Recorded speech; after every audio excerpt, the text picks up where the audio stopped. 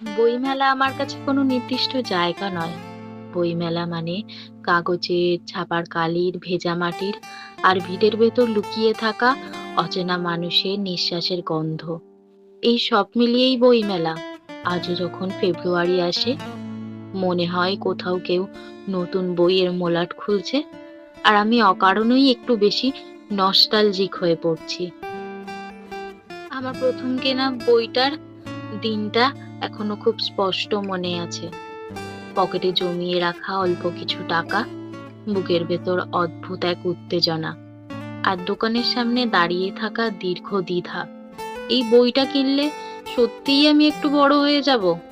বিক্রেতা যখন হাতে ধরিয়ে দিয়েছিলেন বইটা, তখন মনে হয়েছিল আমি শুধু একটা বই নয়, একটা দায়িত্ব কিনছি। সেই নতুন বইয়ের গন্ধ ঘরে এসে বারবার খুলে দেখতাম, না পড়েও শুধু ছুঁয়ে দেখতাম, যেন নিশ্চিন্ত হতে চাইতাম বইটা সত্যিই আমার। বইমেলার সবচেয়ে সুন্দর দিক ছিল অচেনা মানুষের সাথে হঠাৎ কথা হয়ে যাওয়া। একদিন ভিড়ের মধ্যে একজন কাকে জিজ্ঞাসা করেছিলাম, এই লেখকের বইটা কেমন? তিনি হেসে 10 মিনিট ধরে নিজের পড়ার গল্প বলেছিলেন। নাম জানা হয়নি, আর কোনোদিনও দেখাও হয়নি, তবু তার কথাগুলো আজও বইয়ের পাতার মতো মনে আটকে আছে। আগের বইমেলার সময়টা যেন ধীরে চলতো। বই খোঁজা ছিল একটা অভিযান।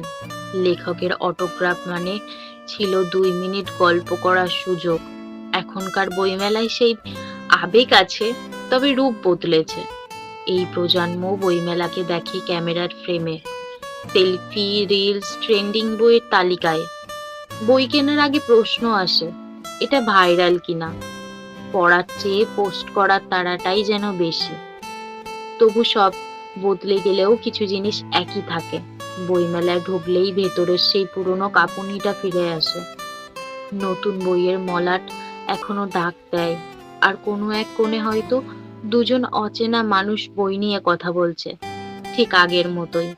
বইমেলা বদলায়, আমরা বদলাই, কিন্তু বইয়ের ভেতর ঢুকে পড়ার সেই প্রথম অনুভূতিটা, সে কখনোই পুরনো হয় না।